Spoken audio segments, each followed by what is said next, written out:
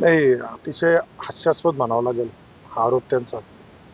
40 वर्ष तुम्ही निवडून आले, त्यावेळेस तुम्हाला लोकशाही जाणवली. आज तुम्ही पराभव झाला, तर मोठ्या मनाने मान्य करायला पाहिजे. आता isakal.com आहे देशातील नंबर 1 ची मराठी न्यूज वेबसाईट. प्रत्येक अपडेटसाठी isakal.com ला नक्की भेट द्या. तुम्ही निवडणूक आयोगावर तुमचे नेते जे आहेत राहुल गांधी, ते वेळोवेळी यांच्या वैचारिक दिवाळखोरीचं लक्षणं दाखवत असतात. आयोगावरती ताशेरे ओढून झालेला पराभव तुमचा झाकला जाणार नाही. यापुढे होणाऱ्या निवडणुका, विविध राज्यांमध्ये निवडणुका होणार आहेत. या निवडणुकांमध्ये जिवंत राहण्यासाठी कार्यकर्त्यांना चार्जिंग ठेवण्यासाठी हे केविलवाणी त्यांचे प्रयत्न सुरू आहेत. आता शिर्डी आणि संगमनेरबाबत जे बोलले, तर त्यांनी आत्मपरीक्षण केलं पाहिजे.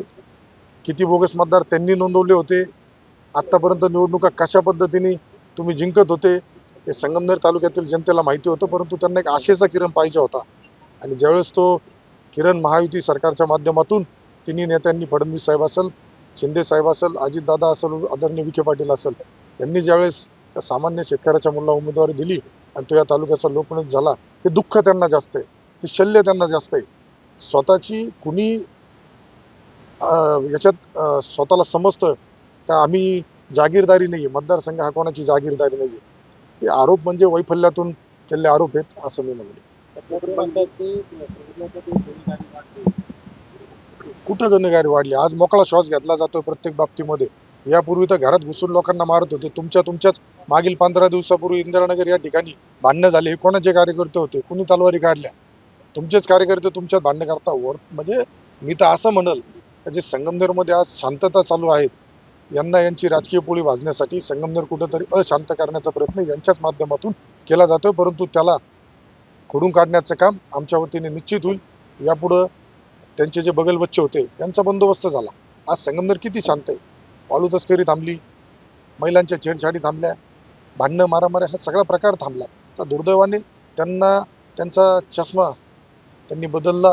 तर त्यांना आणि एक मतदारांनी, संगमनेरच्या मतदारांनी जो विश्वास टाकलाय, हा मतदारांचा अपमान तरी त्यांनी 40 वर्ष ज्या मतदारांनी त्यांना निवडून दिलंय, आता एक पराभव झाला म्हणून तुम्ही मतदारांचा अपमान नाही करू शकत. मतदारांचा अपमान करणार असाल तर यापुढील सर्व निवडणुकीमध्ये तुम्हाला तुमची जागा आम्ही दाखवून देऊ. तुम्ही बॅलेटवर घ्या, ईव्हीएम वर घ्या. जी जनता आहे ती आमच्या मागेच आहे. काँग्रेसचे नेते राहुल गांधी आज बोगस मतदारांचा प्रश्न म्हणताना उपस्थित करतायत.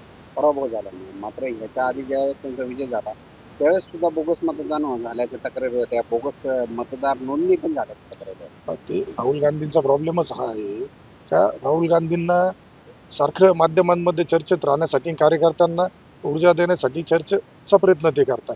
यापूर्वी निवडणूक कर्नाटक झाली, जिथं जिथं काँग्रेसचं राज्य आहे तिथं मग का बरं त्यांना बोगस मतदान दिसत नाही, तिथं का बरं त्यांना ईव्हीएम मध्ये फॉल्ट दिसत नाही. परंतु दुर्दैवाने काय आहे का आता जी येणारी निवडणूक आहे बिहार राज्यामध्ये किंवा इतर ठिकाणी, तर इथं त्यांना पराभव दिसतोय.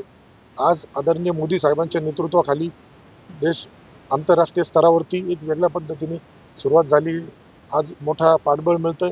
महायुती एनडीए सरकारच्या बाजूने सर्व आज उभे राहिल्यामुळं पराभव होणार आहे काँग्रेसचा, त्यांच्या मित्र पक्षांचा. त्यामुळे ते कुठेतरी आजच तो प्रयत्न दाखवून त्यातून सावरण्याचा प्रयत्न करतात.